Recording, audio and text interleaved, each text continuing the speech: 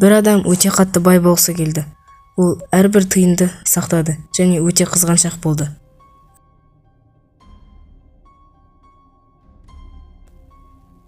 Ол далада қайыршы шалды көрді. Қайыршы ақша сұрамады. Әлгі адамда ақша беретін түрі жоқ. Шал оған кез келген тілегіңді орындаймын, тек өз жаныңды бересің деді.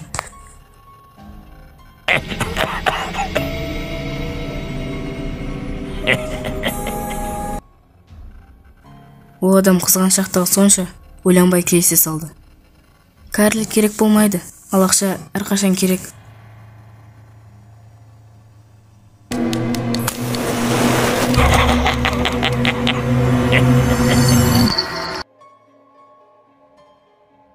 Сосын көршілері оны мүлдем көрмеді.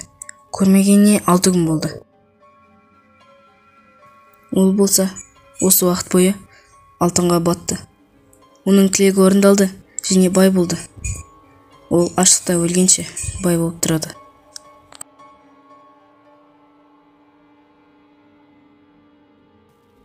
Жас жігіт өте қатты танымал болғысы келді. Ол қысқаша видеороликтер түсіріп, ғаламторға жүктеген. Ол өзінің кәр-анасына мүлдем көмектеспеген және күні бойы телефоннан түспеген.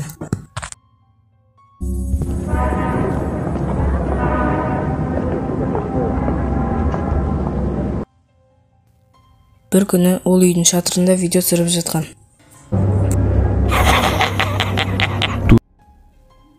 Қай жерден шыққан белгісіз қартайған ергежейлі атып шығып балаға қарай келді.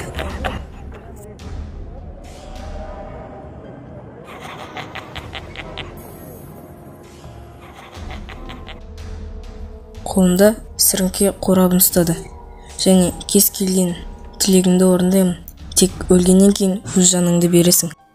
Жігіт ойланып, неге келіспеске, қартайғаннан кейін жаным керек емес болады. Ол танымал боламын деп тіледі. Шал сіріңке жақты.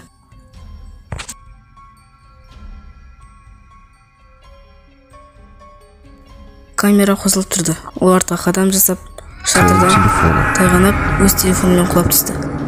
Осы уақыт бойы эфир өшпеді. Келесі күні жас жігіт видео түсіріп, қайтыс болған туралы газеттерде жазды.